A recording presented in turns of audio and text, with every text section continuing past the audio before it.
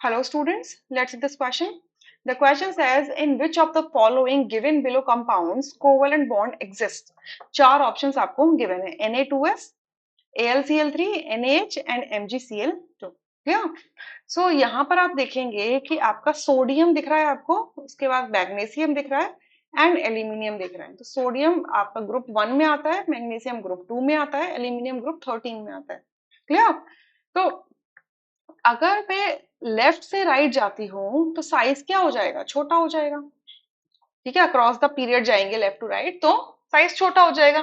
Effective nuclear charge increase करेगा. क्यों? Number of shell same है तो उसमें जो इनर इलेक्ट्रॉन्स है उनका शील्डिंग इफेक्ट इतना इफेक्टिव नहीं होगा, जिसकी वजह से साइज क्या हो जाएगा? छोटा होने लगेगा.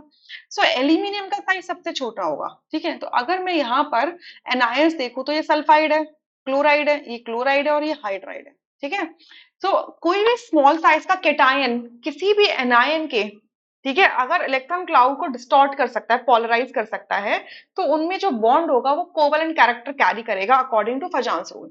सो इतना समझ में आया कि एल्यूमिनियम का साइज सबसे छोटा होगा तो उसके केटायन का साइज भी छोटा होगा. तो इसका मतलब उसका जो बॉन्ड होगा, अब जैसे एल्यूमिनियम जो 3 पॉजिटिव के फॉर्म में होगा वो क्लोराइड के इलेक्ट्रॉन क्लाउड को डिस्टॉर्ट करेगा.